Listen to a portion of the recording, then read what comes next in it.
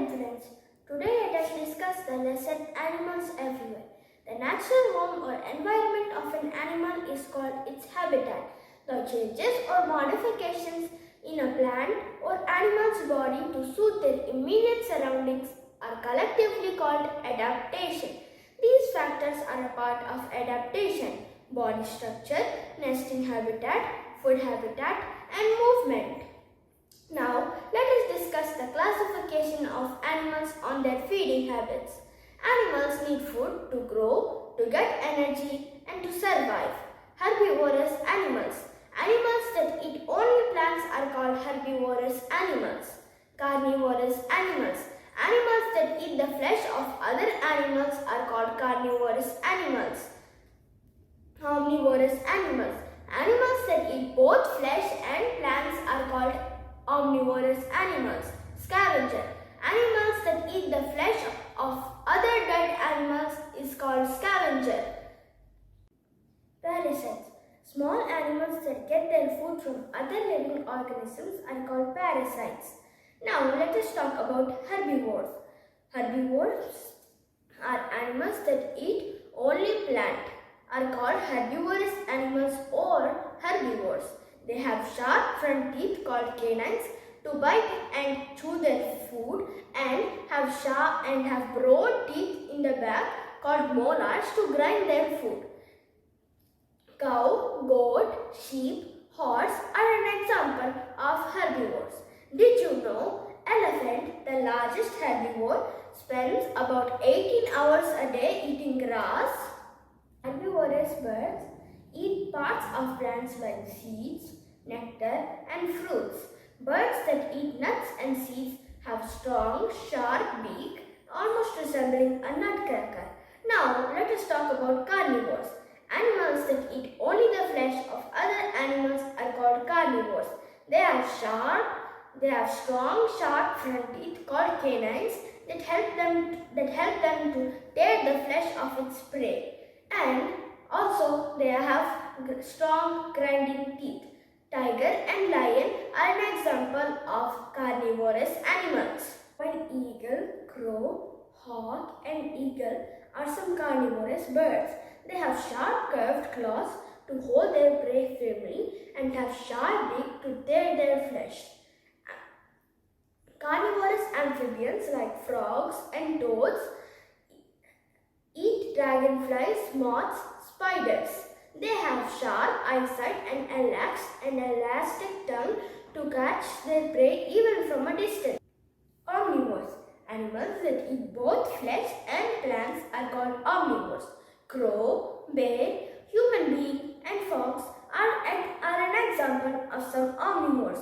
Omnivores have well-developed incisors and molars to eat different types of food.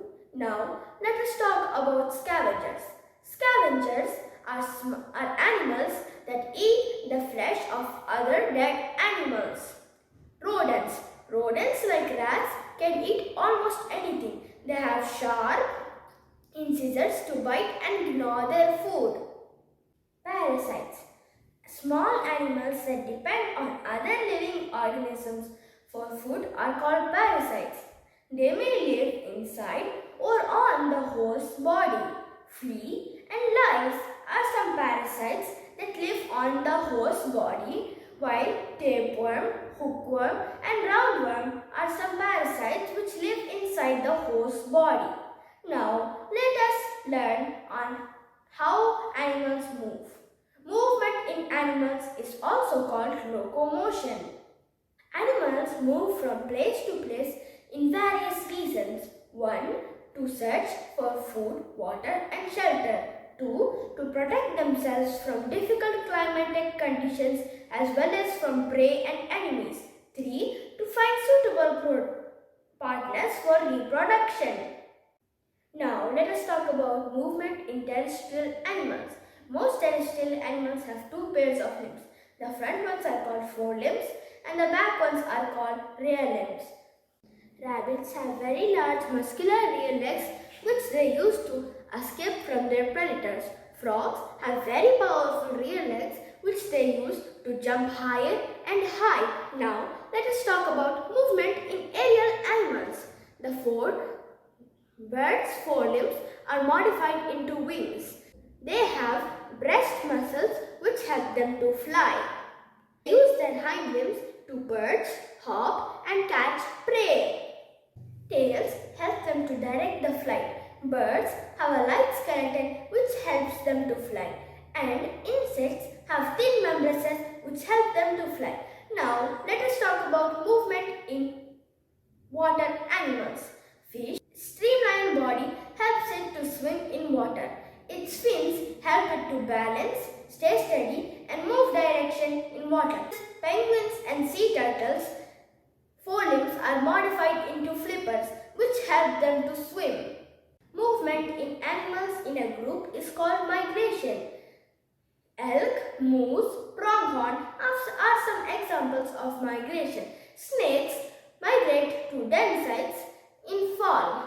Lesser flamingos, a type of flamingos, migrate from India to Suri in Mumbai every year from October to March.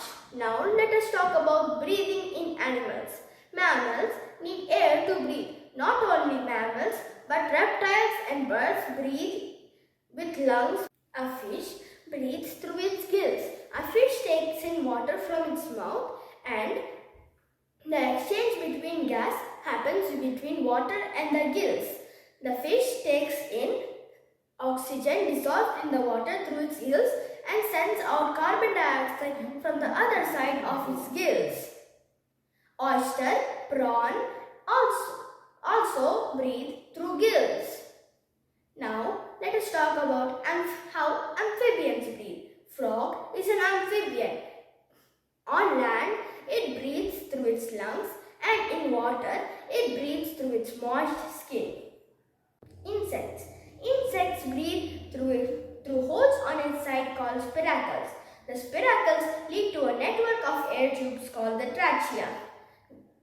The spiracles send air into the network of air tubes which connect to all parts of the insect's body. All the parts of the insect's body send out the carbon dioxide and keep the oxygen. Skin-breathing animals. Earthworms take in and send out carbon dioxide directly through their moist skin. Siram friends, in this video we learned 4 things.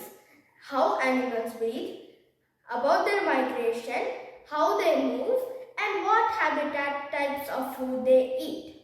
Jai Sai Ram.